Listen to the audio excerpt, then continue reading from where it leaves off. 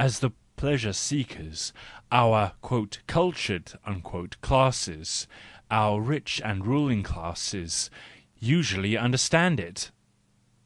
How malignantly we now listen to the great holiday hubbub in which "cultured people" and city men at present allow themselves to be forced to "spiritual enjoyment" by art, books, and music, with the help of spirituous liquors. How the theatrical cry of passion now pains our ears, how strange to our taste has all the romantic riot and sensuous bustle with the cultured populace love become, together with their aspiration after the exalted, the elevated, and the intricate.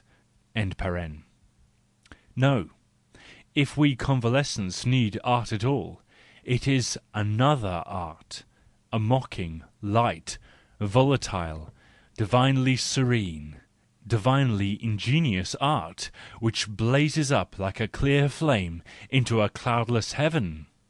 Above all, an art for artists, only for artists. We at last know better what is first of all necessary for it, namely cheerfulness, every kind of cheerfulness, my friends. Also, as artists, I should like to prove it. We now know something too well, we men of knowledge. Oh, how well we are now learning to forget and not know as artists!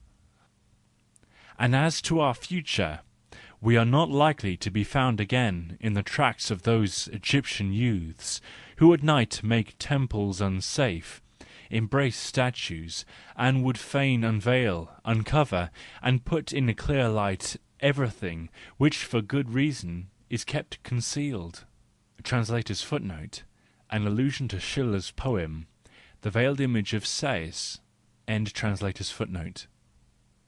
No, we have got disgusted with this bad taste, this will to truth, to "truth at all costs," this youthful madness in the love of truth.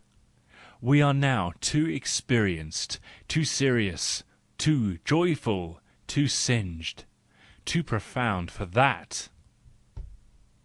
We no longer believe that truth remains truth when the veil is withdrawn from it. We have lived long enough to believe this. At present we regard it as a matter of propriety not to be anxious either to see everything naked, nor to be present at everything, or to understand and "know" everything. Is it true that the good God is everywhere present? Asked a little girl of her mother. I think that is indecent. A hint to philosophers?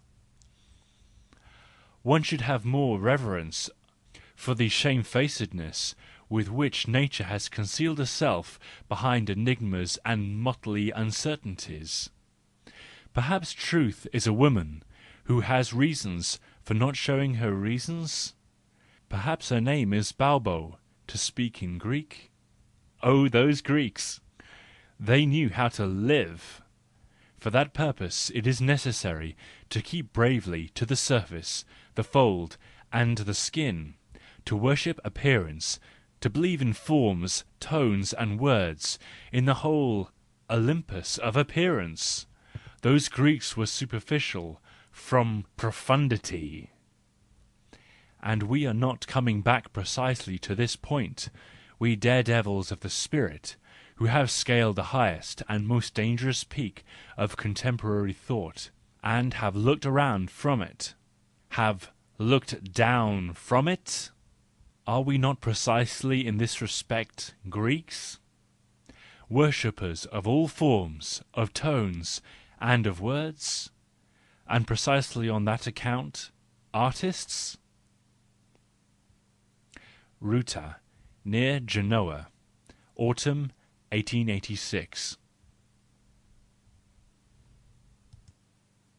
End of preface.